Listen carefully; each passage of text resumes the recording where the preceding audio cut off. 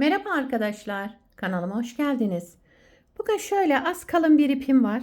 Şöyle göstereyim. İhraç fazlası bir ip. Bununla harika bir model başlayacağız. Şişlerim 4 numara. Modelimiz oldukça güzel ve kolay. Umarım siz de beğenir, benimle yaparsınız.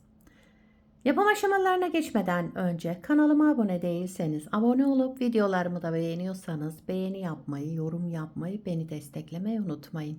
Şimdiden hepinize teşekkürler. Hadi hep birlikte başlayalım. İlmeklerimizi çıkartarak başlıyoruz.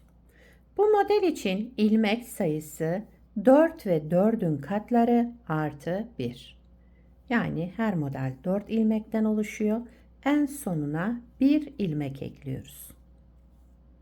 Şu şekilde 4, 8, 12 diye devam edecek.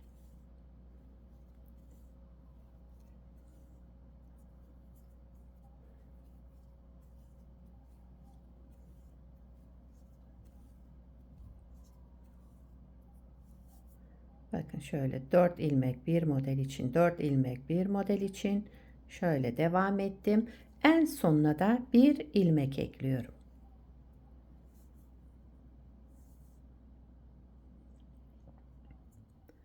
Modelin tersi düzü yok.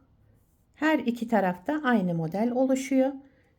İki sıradan oluşan bir model. Şimdi hemen ilmeklerimizi çıkarır çıkarmaz başlıyoruz modelimizi kurmaya. Birinci sıra. Kenar ilmeğimi ilk sıra olduğu için ördüm. Kenar ilmeğimden sonra 3 ilmek ters örüyorum.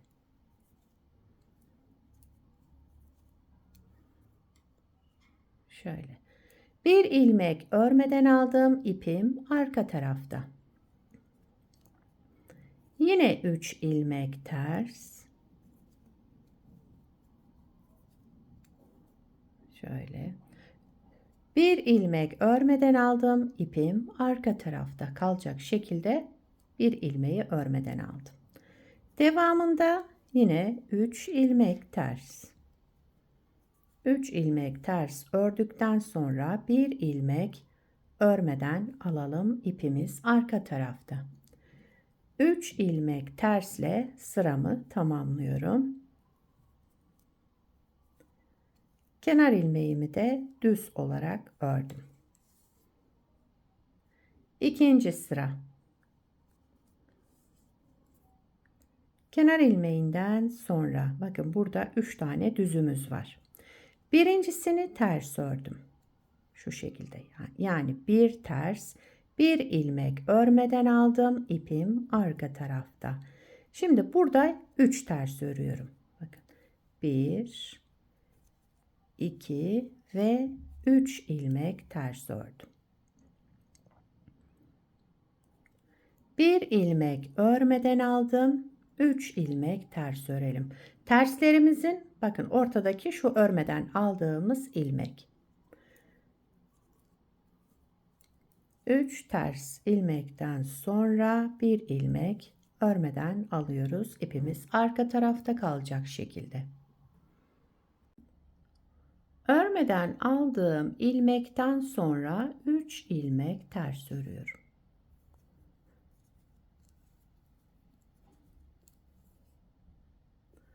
Bir ilmek örmeden aldım. Son kalan ilmeğimi de ters ördüm. Daha sonra kenar ilmeğimi düz örerek tamamladım. Yani bir ters ilmekle başladım, bir ters ilmekle bitirdim. Modelimizin diğer tarafına geçtik. Yani birinci sıra diyelim yine. Tekrar kuruyoruz. Hep bu iki sıranın tekrarını yapacağız. Birinci sırada kenar ilmeğinden sonra 3 ters ilmekle başlıyoruz. 3 ters ilmekten sonra sıradaki bakın düz ilmeğimiz oluştu. Bu ilmeğimizi örmeden alalım. İpimiz arka tarafta kalacak şekilde. Devamında yine 3 ilmek ters. Düz ilmeğe geldim. Bunu örmeden alıyorum. İpim arka tarafta. 3 ilmek ters örelim. 1 ilmek örmeden alalım. İpimiz arka tarafta. 3 ters ilmekle sıramızı tamamlayalım. Birinci sıramız bu. Kenar ilmeğimi de düz örerek birinci sırayı tamamladım. İkinci sıra arka yüzündeyim. Yani düzü tersi yok daha doğrusu bu modelin. Hep bu iki sıranın tekrarını yapacağız. Şimdi şu anda ikinci sıradayız. Kenar ilmeğimden sonra burada bir ters örüyoruz. Bakın ikinci sırada bir ters düzümüz oluştu zaten. Bunu örmeden alıyoruz. İpimiz arka tarafta kalacak. Devamındaki 3 ilmeği de ters örelim. Bir ilmek örmeden alalım. 3 ilmek ters. Bir ilmek örmeden alalım. İpimiz arka tarafta. 3 ilmek ters. Bir ilmek örmeden aldım. İpim arka tarafta. Bakın düz ilmekleri örmeden alıyoruz. Sıra sonunda bir ters ilmek, daha sonra kenar ilmeğimi de düz örerek modeli 2 kez kurmuş olduk. Hep bu 4 sıranın tekrarından oluşacak. Pardon, 2 sıranın tekrarından oluşacak model. Tabii ki ilerledikçe kendini gösterecek. Şu anda pek bir şey belli olmuyor. Şöyle bir parça da daha önce hazırladım. Şöyle göstereyim.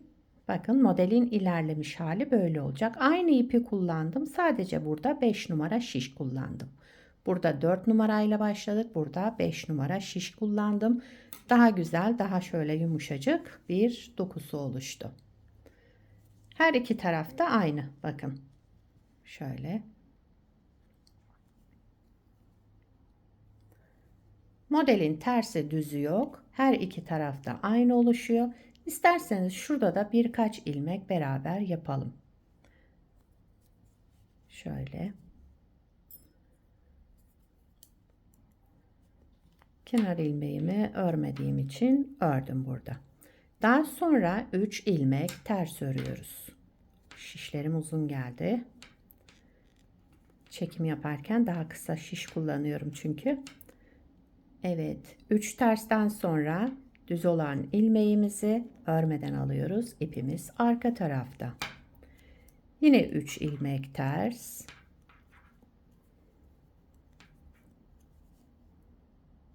Sıradaki ilmeğimi örmeden aldım. 3 ilmek ters örerek devam ediyorum. Modelimiz böyle devam ediyor arkadaşlar. Birinci sırada 3 tersle başlıyoruz. İkinci sırada bir ters, bir ilmek örmeden alıyoruz. Ondan sonra 3 ters, bir ilmek almadan. Evet, gördüğünüz gibi güzel pufuduk bir model. Atkı, bere, yelek, hırka, bebek battaniyesi, dekoratif yastıklarda patik, çorap hepsinde kullanabilirsiniz. Gayet güzel, yapımı kolay modellerden. Bunda çok ince ip kullanmayın, modeli göstermez. Şöyle bırakalım. Sizler de nelerde kullanacaksınız bu modeli, onları yorumlarda belirtirseniz sevinirim arkadaşlar. Şöyle. Evet. Beni buraya kadar izlediyseniz bir beğeni yapmayı, yorum yapmayı, beni desteklemeyi unutmayın. Şimdiden hepinize teşekkürler. Yapacak olanlara kolay gelsin. Bir sonraki videoda görüşmek üzere. Hoşça kalın.